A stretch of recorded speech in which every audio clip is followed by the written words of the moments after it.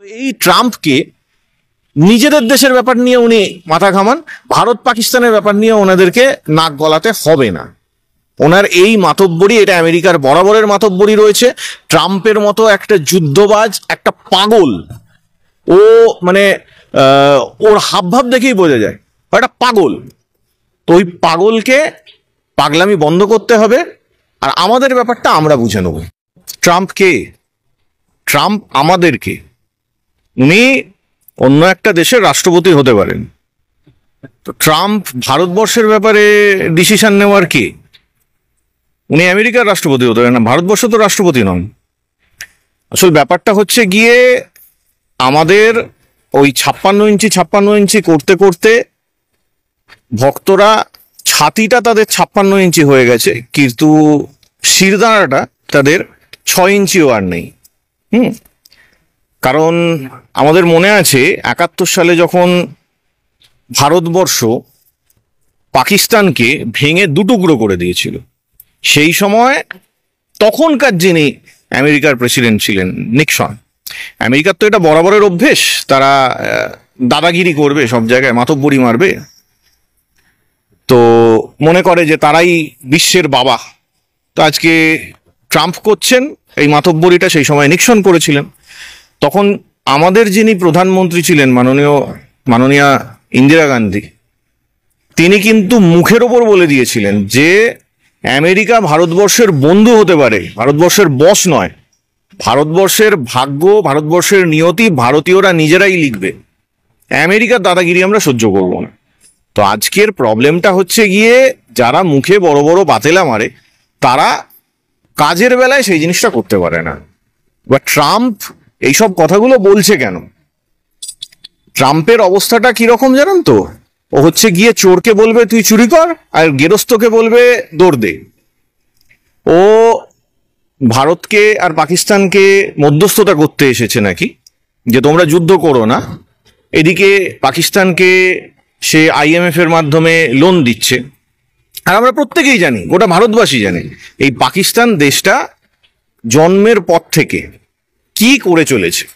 মানে ওটাকে সারা বিশ্বের মধ্যে একটা টেররিস্ট স্টেট আখ্যা দেওয়া উচিত। যে একটা দেশ, একটা স্টেট স্পন্সর্ড টেরোরিজম যাকে বলে, একটা দেশের সরকার, ওদের তো সরকার বলে কিছু নেই, নির্বাচিত সরকারকে ওরা উৎখাত করে দিয়েছে। তো ইমরান খানের মতো একজন সর্বজন শ্রদ্ধেয় খেলোয়াড়, তিনি প্রধানমন্ত্রী ছিলেন, তাকে সরিয়ে দেওয়া হয়েছে, তাকে জেলের মধ্যে পুরে রাখা হয়েছে। নির্বাচিত সরকারকে ফেলে দিয়ে জেলের মধ্যে পুরে রাখা হয়েছে। এমনকি মানে লজ্জা লাগে না এদের, এরা ইমরান খানের মতো একজন মানুষকে জেলের মধ্যে নাকি যৌন নির্যাতন করছে। তো সেই রকম একটা জায়গা, ওখানে তো গণতন্ত্র বলে কিছু নেই।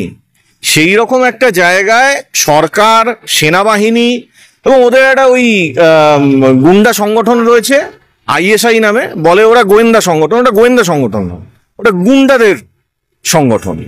তো ওদের কাজটাই হচ্ছে গিয়ে সন্ত্রাসবাদকে পৃষ্ঠপোষকতা করা। আপনি খেয়াল করে দেখবেন সারা পৃথিবী জুড়ে যে কটা সন্ত্রাসবাদী সংগঠন রয়েছে, তার মধ্যে বেশিরভাগ সন্ত্রাসবাদী সংগঠনকে এই ISI কোনো না কোনোভাবে প্রমোট করে বা কোনো না কোনোভাবে ফান্ডিং করে।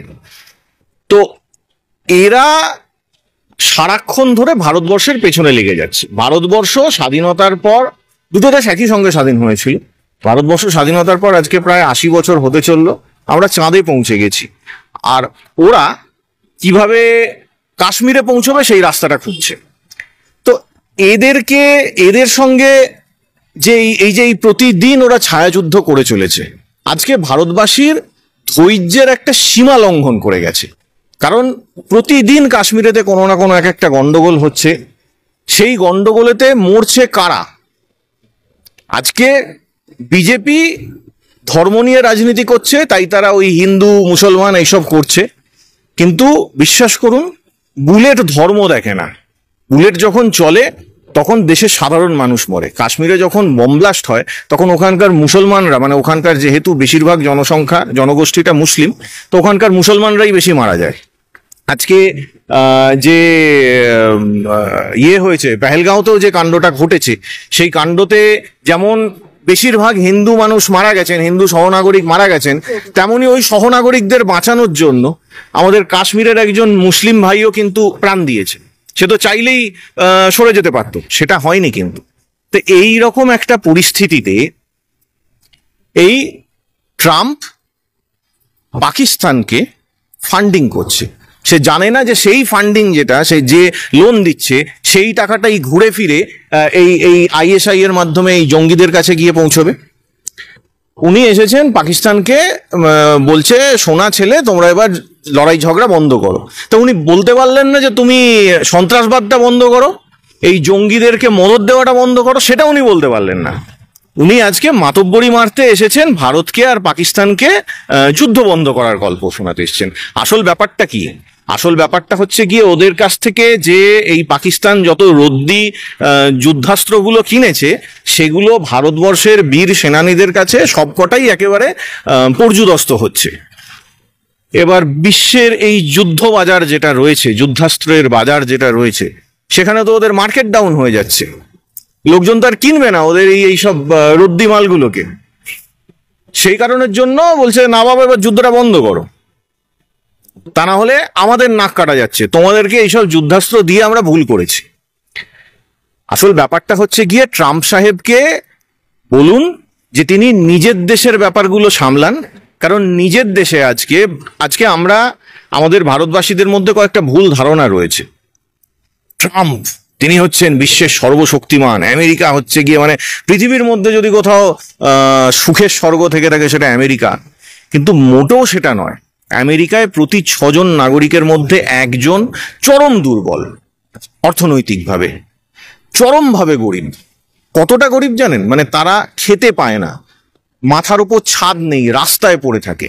আমরা যেটাকে বিলো পভার্টি লেভেল বলে থাকি আমাদের দেশে, আমেরিকাতেও সেরকম মানুষ রয়েছেন প্রচুর। আমেরিকায় প্রচুর অশিক্ষিত, মানে তারা শিক্ষা পায় না, তাদের বেসিক যে সুযোগ সুবিধে সেই সুযোগ সুবিধে তাদের নেই, অন্ন বস্ত্র বাসস্থানের সুযোগ সুবিধে নেই। আজকে ট্রাম্প সাহেব তিনি ক্ষমতায় এসেছেন বড় বড় বাতিলা মেরে, এবং ক্ষমতায় আসার পর আমেরিকার মানুষদের রাতের ঘুম উড়ে গেছে। আজকে বলছে যে একে তাড়িয়ে দেবো, কালকে বলছে তাকে দূর করে দেবো। কতজনের চাকরি খেয়ে নিয়েছে গোটা আমেরিকা জুড়ে। আবার একটা এই এই কি বলা যেতে পারে, কর্মচ্যুত হওয়ার ভয় আমেরিকানদের মধ্যে পেয়ে বসেছে। ঠিক যেমন সেই ঠান্ডা যুদ্ধের সময় হয়েছিল, আজকে আমেরিকার সঙ্গে সেই জিনিসটা হচ্ছে, আমেরিকায় সেই জিনিসটা হচ্ছে। তো এই ট্রাম্পকে নিজেদের দেশের ব্যাপার নিয়ে উনি মাথা ঘামান, ভারত পাকিস্তানের ব্যাপার নিয়ে ওনাদেরকে নাক গলাতে হবে না। ওনার এই মাতব্বরি, এটা আমেরিকার বরাবরের মাতব্বরি রয়েছে। ট্রাম্পের মতো একটা যুদ্ধবাজ, একটা পাগল, ও মানে ওর হাবভাব দেখেই বোঝা যায় একটা পাগল। তো ওই পাগলকে পাগলামি বন্ধ করতে হবে, আর আমাদের ব্যাপারটা আমরা বুঝে নেব।